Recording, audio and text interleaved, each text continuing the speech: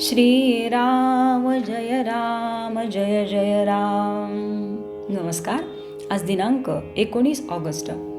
आजच्या प्रवचनाचा विषय आहे, आपल्याला देवाची नड वाटते का? एक मनुष्य प्रवासाला निघाला. त्याने बरोबर सर्व सामान घेतले. तो पान तंबाखू खाणारा होता. त्याने तेही सर्व साहित्य बरोबर घेतले होते. गाडी सुरू झाल्यावर थोड्या वेळाने त्याने पानाचे साहित्य काढले.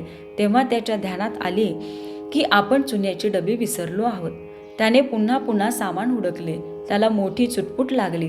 कुठे काही पडल्याचा आवाज झाला की त्याला वाटे चुन्याची डबीच पडली. कुणी त्याच्याशी बोलले की त्याला वाटे आपल्याला हा चुना हवा का म्हणून विचारेल. ज्या गोष्टीवर आपले प्रेम असते त्या गोष्टीची आपल्याला नड लागते. ती नसेल तर हळहळ वाटते. तशी आपल्या देवाची कधी नड लागली आहे का? आपण आपल्या घरातल्या सर्व वस्तू आपल्या म्हणतो. बायको, मुले आणि घरातल्या इतर वस्तूंची आपल्याला इत्थंभूत माहिती असते. परंतु देवघरातला देव ज्याची आपण रोज पूजा करतो तो कधी आपल्यासा वाटला आहे का? आपली जर स्थिती आहे तर आपल्याला देवाचे प्रेम कसे लागेल? देवाचे प्रेम लागायला हवे असेल तर जगताची आशा सोडली पाहिजे. व्यवहार न सोडावा, पण विषयाकडे गुंतणारी आपली वृत्ती भगवंताच्या आड येते म्हणून तिला भगवंताकडे गुंतवावे. भगवंताची खरी आवड उत्पन्न झाली पाहिजे. देवा वाचून आपले नडते असे वाटले पाहिजे. ज्याचा आपण सहवास करतो त्याचेच आपल्याला प्रेम लागते. ज्याचे प्रेम लागते त्याचीच आपल्याला नड भासते.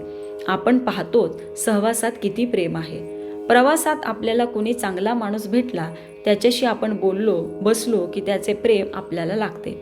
तो त्याच्या स्टेशनवर उतरून जाताना आपण त्याला म्हणतो, तुमच्याबरोबर वेळ किती आनंदात गेला. तुम्ही आणखी बरोबर असता तर बरे झाले असते. थोड्याशा सहवासाने जर एवढे प्रेम उत्पन्न होते तर मग भगवंताचा अखंड सहवास ठेवल्यावर त्याचे किती प्रेम मिळेल. म्हणून त्याच्या नामाचा सतत सहवास ठेवा. भगवंताच्या सहवासात राहायचे म्हणजे अहमपणा विसरून करता करविता तो आहे ही भावना दृढ झाली पाहिजे. होणारे कर्म त्याच्या कृपेने होते आहे ही भावना निर्माण झाली पाहिजे.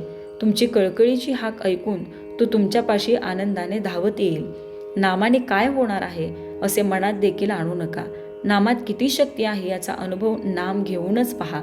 ज्याला नामाचे प्रेम आले त्याने भगवंतालाच आपलेसे केले यात शंका नाही. तात्पर्य, नामस्मरण करता करता मनुष्य क्रमाक्रमाने प्रथम मुमुक्षु, मग साधक व पुढे सिद्ध होतो. श्रीराम जय राम जय जय राम.